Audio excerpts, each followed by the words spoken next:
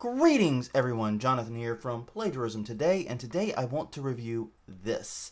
This is the Motorolo S10-HD Bluetooth headset designed for listening to music, for making phone calls, and for all of your audio needs on your Bluetooth devices. And the reason I want to do the review is because I put out some calls on Twitter and Facebook when I was looking for something like this, and a lot of people gave me some great advice, and I ended up pretty much ignoring it. But the bottom line is I wanted to pay it forward a little bit, do a review of this, contribute to the conversation moving forward, and help anyone that might be looking for their own Bluetooth headset. And to really quickly tell you where I'm coming from with this, what I was looking for with a Bluetooth headset was I wanted something that could primarily be an office headset.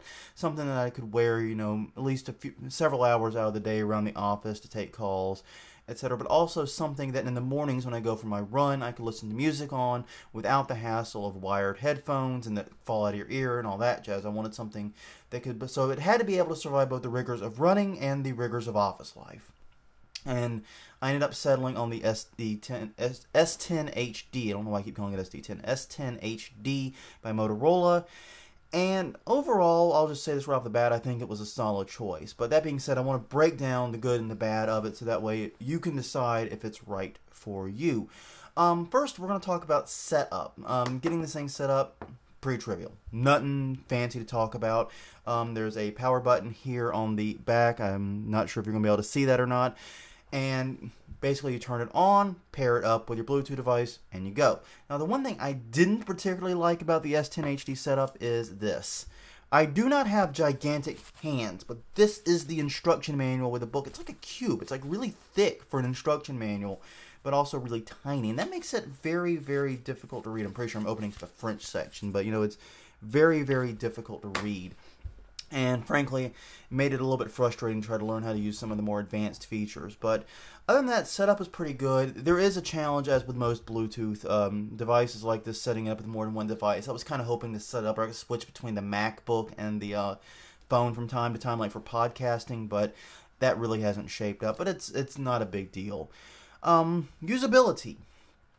Let's take a look at that. Well, the S10HD has 7 buttons on it. There are on the right side, there are 3 buttons. You really can't see them, but you can feel them. They're actually more of a touch button. But you have forward, back, and play pause. On this side, the left side, you have volume up, volume down, and in the middle, the call button, which you use to answer calls and also to call up Siri if you're using your iPhone. And of course, the aforementioned power button on the back is button 7. Pretty straightforward. I admit that when I was first using it, I had a little bit of trouble. I mean, I would reach to fast forward a song and accidentally hit play pause because you don't feel all the buttons instantly. But I've gotten more used to it after about a week of use, and now it's just I'm running along. It's like doing that Star Trek. It's pretty cool actually. It works out really, really well. It takes a little getting used to. There is a bit of a learning curve, but it's not that steep. And especially once you figure out left versus right, you're okay. Reliability. This thing has to be sweat-proof, water-resistant, and all that good stuff, and it is. I won't know for certain until I'm running in summer months, but in the winter months I have been running with it.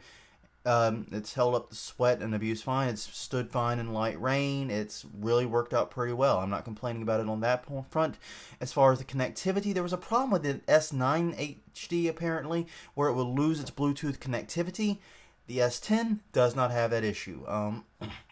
I've taken my phone, I've set it here in my office, and I've put this on and just gone roaming around the house. And even with all those walls in the way, I have to pretty much get to the furthest corner of the house I can get before it starts breaking up at all.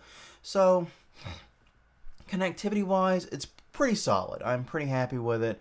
I haven't had it drop any connection when I'm running or when I'm talking on the phone. It seems overall just pretty solid. So, reliability-wise, no real issues. Sound quality. I am not an audiophile. You read a lot of reviews on Amazon. It's like, oh, the mid-ranges are okay, but the bass is weak and the high, but I'm not that guy. I can't do that. I'm not an audiophile. I don't have that ear to judge headphones. So I'm just going to say this. My music sounds fine. Doesn't sound as good as a wired headphone, but I haven't found a Bluetooth headset that does. Call quality seems to be pretty good.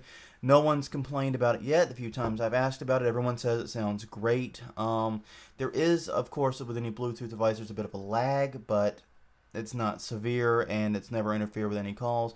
All in all, I have not had any issues with sound quality whatsoever. The only problem I should say I do have is that it feels like the volume on it isn't quite as loud as it could be. Even with the phone and the headset turned all the way up, it still doesn't like seem like it fills my head, you know.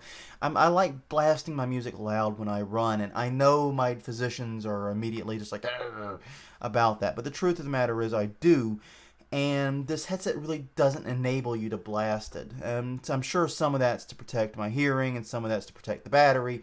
But Spinal Tap would be complaining that this one only goes to 9, probably.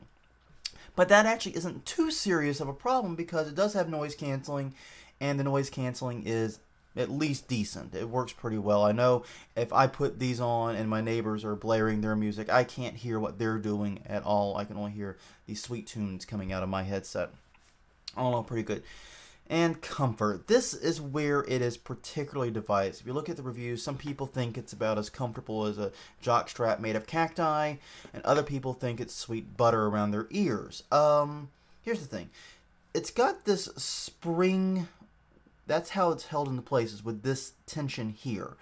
I have a largish head in that if I go to like Walmart or Kmart or somewhere and I try to look at hats, I can't find any that fit.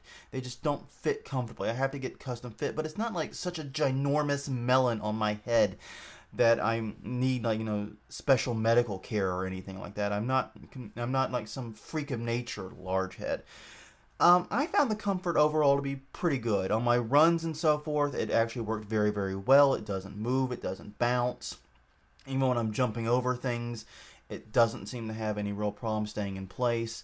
I know a lot of people were misreading it. This part here, the curve part, goes behind your ear, not in front of it. A lot of people seem to be getting that confused on Amazon. And one lady said she was on the verge of shipping it back until she realized that, and then it was like, it's much better. And it would be. This would be incredibly painful to have this on the wrong side of your ear. But apparently some people get that wrong. I will say this, the back part, when you have it on, if you are a long-haired person like I am, it fits right where the ponytail is, if you have your hair back in the ponytail. So if you adjust your ponytail, you're likely going to be bumping this as well. It does make it a little bit less convenient for long-term wear. The internal things here, they actually sell it with a variety. I've got some of the other ones here.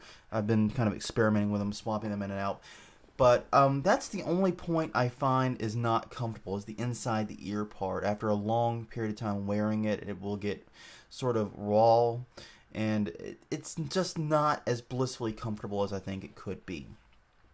But that being said, I'm still experimenting with the ear covers here, so I may find one that works yet. Just give me time. All in all, though, my general thoughts on this, I paid $40 for this on Amazon with free shipping, Amazon Prime member. I think it was worth it, honestly. I think it was a good deal. The noise canceling is solid. The comfort and usability is good enough for running, definitely. And I can still wear it for, a couple hours at a time in the office without noticing it, so that's fine too. All in all, it's a solid headset. It may not be, the best thing out there, but for $40, it seems to justify itself. I mean, I wouldn't pay the full MSRP if I think it was $80 of $79.99. I think for the full MSRP, and that's what you can still get on Motorola's site. But for the $40 I paid, I feel like I got a pretty good deal, and I'm pretty happy with it. It handles calls well, does running well, and the noise cancellation helps keep my neighbors, music out of my ears. I can't complain. Well, on that note, I hope that helps some of you guys that are looking at purchasing one of these. And on that note, thank you very much for joining me. And until tomorrow, this is Jonathan Bailey, signing off.